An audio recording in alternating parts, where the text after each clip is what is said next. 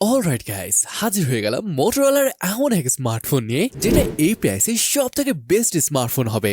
আমি বলছিলাম মোটরোলা সিগনেচারের কথা। ভাই, এটা সাধারণ কোনো ফোন নয়, এটা অসাধারণ কিছু। ফ্ল্যাগশিপ তো বলা যায় না, তবে এর কাছাকাছি বলতে পারেন। সেই সাথে এটা ক্যামেরা ফোকাস হয়, এটা ডিএক্সও মার্কে সেরা 10-এর মধ্যে থাকবে। যাই হোক ভাই, এমন আরো অনেক চমক আছে, তাই আর দেরি না করে চলুন শুরু করি আজকের ভিডিওটি। আর সাবস্ক্রাইব করতে ভুলে যাবেন না কিন্তু। আচ্ছা, এবার আসেন আমরা প্রথমেই এটা ডিজাইন দিয়ে শুরু করি। ভাই, ফোনটা হাতে নেওয়ার পরই ফিল করতে পারবেন এটা আসলে কতখানি পাতলা। মাত্র 6.99 ইঞ্চি হলো এটার থিকনেস, মানে 7 মিলিমিটার থেকেও পাতলা, হুইচ ইজ এক্সেলেন্ট। আবার ফ্রন্টে আসেন, এটাকে তো কার্ভ বলা যায় না, তবে কিছুটা কার্ভ করা হয়েছে চারপাশটাকে। যদি এটার ওয়েটের কথা বলি, এটার ওয়েট 187 গ্রামের মতো। মানে ভাই, অবাক হতেই হয়, এত বড় একটা ব্যাটারি হওয়া সত্ত্বেও মাত্র 187 গ্রামের ওয়েট, সত্যি দারুণ ব্যাপার। আবার ক্যামেরা মডিউলের নতুন ডিজাইন রয়েছে। এখানে যে মডিউল দেখছেন, এটা সম্পূর্ণটা কিন্তু মেটাল দ্বারাই তৈরি। আর ব্যাক প্যানেলটা টুইল ইন্সপায়ার্ড, মানে জিন্সের যেমন ফিনিশ হয় অনেকটা সেই রকম করা হয়েছে। এটার যে ফ্রেম রয়েছে, এটা মেটালে তৈরি।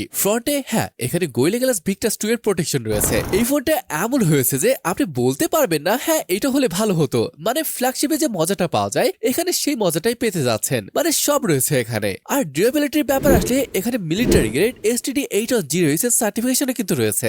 আচ্ছা, এই সুন্দর ফোনটি কি আর কোনো কালার অপশন আছে? অবশ্যই, এখানে প্যান্টন কার্বন নামের কালার অপশন রয়েছে। যদিও ব্ল্যাক থেকে এই প্যান্টন মার্টিনি কালার অপশনটা আমার কাছে বেশি ভালো লাগছে। আর আপনার কাছে কোনটা ভালো লাগলো অবশ্যই কমেন্ট করে জানাবেন। চলুন এবার এটার পোর্টস আর বাটন সম্পর্কে দ্রুত জেনে নেই। নিচের দিকে এখানে রয়েছে SIM card tray, microphone, USB type C 3.2 gen one, speaker grill, right hand সাইডে রয়েছে পাওয়ার বাটন আর ভলিউম রকার। অলরাইট, আবার উপর দিকে আসেন, এখানে রয়েছে noise cancelling mic, speaker grill আর এটা এয়ার ভেন্ট। বেসিক্যালি এখানে IP68 IP69 এর রেটিং রয়েছে তার জন্য। আর দেখতেই পাচ্ছেন ডলবি অ্যাটমস এর ব্র্যান্ডিংটা রয়েছে। আর লেফট সাইডে খুঁজে পাবেন AI কিকে। এখানে দেখেন, আরে ভাই, ডিসপ্লেতে বেজেল একদম নেই বললেই চলে। চিন দেখেন, সাইডের বেজেল দেখেন, absolutely great screen to body ratio.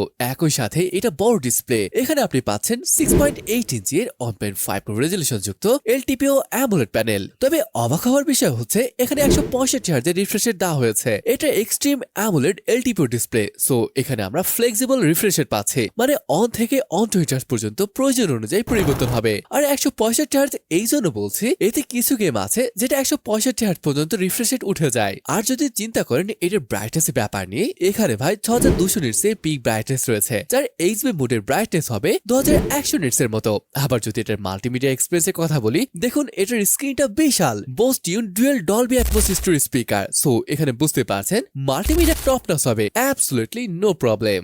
স্পেসিফিকেশনে বললে এই মোটরোলা সিগনেচার ফোনটি এসেছে কোয়ালকম স্ন্যাপড্রাগন 8 Gen 5 চিপের সাথে, মানে একদম ফ্ল্যাগশিপের কাছাকাছি। এটার আন্তর্জাতিক স্কোর 3 মিলিয়নের উপরে। ফোনটাতে 3টা ভ্যারিয়েন্ট পেয়ে যাবেন, 256, 16512 আর 16 অন্ট্রাবাইট। LPDDR 5X RAM আর স্টোরেজ টাইপ UFS 4.1। আর একটা ব্যাপার বলেছিলাম আমি, এখানে USB type C 3.2 gen one রয়েছে, মানে এটার স্পিড হবে 5 Gbps। দেখুন এই প্রাইসে এখনো অনেক ফোন আছে যেটা এখনো USB 2.0 দিয়ে দেয়, সেখানে এরা কিন্তু ভালো কাজ করে দেখিয়েছে। আবার যদি পারফরমেন্সে বলি, এখানে game like COD on 20 FPS খেলতে পারবেন, সেম BGMI ও অন 20 FPS খেলা যাবে। আবার জেনশন ইম্প্যাক্টের কথা আসলে এভারেজ 59.6 FPS খেলতে পারবেন, মানে ভালো একটা পারফরমেন্স পেয়ে যাবেন এখান থেকে। ব্যাটারির ব্যাপার আসলে ফোনটিতে পেয়ে যাচ্ছেন 5200 mAh এর ব্যাটারি। হ্যাঁ, এখানে আপনি হয়তো বলতে পারেন ভাই বর্তমান তো 6000 7000 mAh এর ব্যাটারি, এমনকি 10000 mAh এর ব্যাটারির ফোনও পাওয়া যায়, সেখানে এই ব্যাটারি সাইজটা একটু কম লাগছে না? অবশ্যই কম মনে হতেই পারে। এখানে যদি 6000 mAh এর ব্যাটারি দিত তাহলে ব্যাপারটা আসলে ভালো হতো। তবে আমার মনে হয় জাস্ট ইনহার ফিলটাকে বেটার করার জন্য এমনটা করেছে মোটরোলা। তারপরও এটা ডিসেন্টই ছিল, দিনভর একদম আরামসে চলে যাবে। এছাড়া চার্জিং হিসাবে এখানে রয়েছে 90 ওয়াটের, যেটা 45 মিনিটের ভিতর ফুল চার্জ করে দিতে হেল্প করবে। আরেকটা ব্যাপার হলো এখানে 50 ওয়াটের ওয়্যারলেস চার্জিং এর ব্যবস্থা কিন্তু রাখা হয়েছে। আর যদি ফোনটির হিট ডিসিপেশনের কথা বলি, দেখুন অন্যান্য ফোনের মতনই এটাও গরম হয়, 40 ডিগ্রি পর্যন্ত উঠে যায়, তবে এটা খুব দ্রুত ঠান্ডাও হয়ে যায়। এর কারণ হলো এখানে আর্কটিক কুলিং সিস্টেম ব্যবহার করা হয়েছে, সাথে রয়েছে আগে থেকে 20% বড় 6000 স্কয়ার মিলিমিটারের ভ্যাপর কুলিং চেম্বার। যদিও এটার স্টেবিলিটি স্কোর খুব একটা ভালো ছিল না, 60% ছিল এটার স্কোর।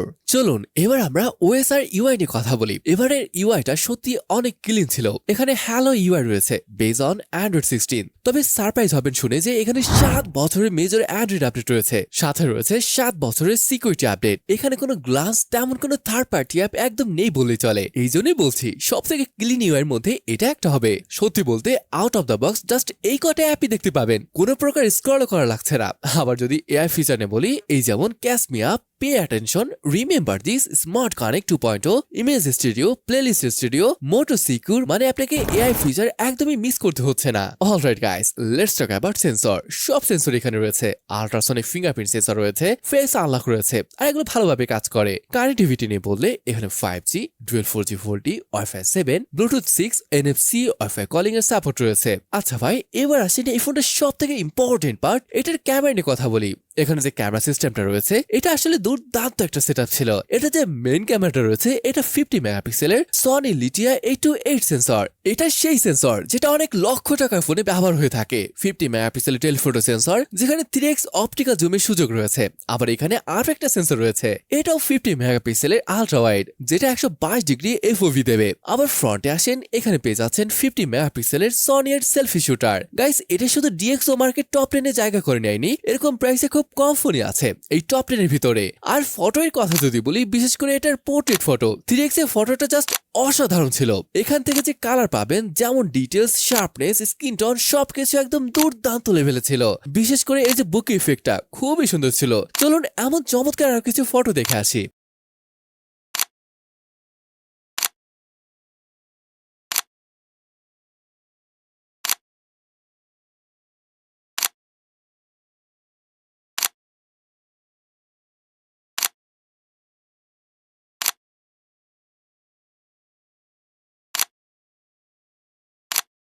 আচ্ছা, ভিডিওগ্রাফির কথা আসলে এখানে যে প্রাইমারি সেন্সরটা রয়েছে এটা দিয়ে 8K 30 fps শুট করতে পারবেন, এবং এখানে যে সেন্সরগুলো রয়েছে সবগুলো ইউজ করে আপনি 4K 60 fps শুট করতে পারবেন। সব বুঝতে পারছেন ভিডিওগ্রাফিতেও চমৎকার কিছু অপেক্ষা করছে। তবে মাঝে মধ্যে হোয়াইট ব্যালেন্সে 19-20 হতে পারে। আবার জুমের ব্যাপার নিয়ে যদি বলি, ডিজিটাল জুম আপনি সর্বোচ্চ 100x পর্যন্ত করতে পারবেন। এছাড়া এখানে 3-in-1 লাইট সেন্সরও রয়েছে, যেটা কালার টালার নিয়ে কাজ করে। আবার ফিচার নিয়ে যদি বলি, এখানে ভাই সবই আছে, slow motion, video mode, pro mode, scan, night vision, panorama, ultra resolution, photo booth mode, long exposure, group shot রয়েছে, টাইম ল্যাপস রয়েছে, ডুয়েল ক্যাপচার ভিডিও মোড রয়েছে, মানে সব ফিচার রয়েছে এই ফোনটাতে। ওকে গাইস, এবার যদি এই চমৎকার ফোনের প্রাইসের কথা বলি, এটা প্রাইস ইন্ডিয়ান রুপিতে পড়বে 55,000 রুপি। এটাকে যদি আমি টাকায় কনভার্ট করি তাহলে দাঁড়াচ্ছে 73,000 টাকার মতো। আচ্ছা, এখন যদি এই ফোনটা সম্পর্কে ছোট্ট করে বলি, দেখেন এখানে এমন কোনো ব্যাপার নেই যেখানে বলতে হয়েছে না ভাই এটা ভালো লাগেনি, এটা থাকলে হয়তো ভালো হতো। হ্যাঁ, ব্যাটারিটা একটু কম লাগতে পারে, তবে ইনার ফিলের ব্যাপারটা যদি দেখেন দেখবেন তাহলে ঠিক আছে। এটা ডিজাইন থেকে শুরু করে ক্যামেরা, পারফরমেন্স সবই ভালো লাগবে। তো গাইস, এই ছিল আজকের ভিডিওটি। কেমন লাগলো আপনার কাছে কমেন্ট করে অবশ্যই জানাবেন। তাহলে আজকের ভিডিওটি এখানে শেষ করছি, দেখা হবে পরের ভিডিওতে। ততক্ষণ পর্যন্ত ভালো থাকুন, সুস্থ থাকুন, আল্লাহ হাফেজ।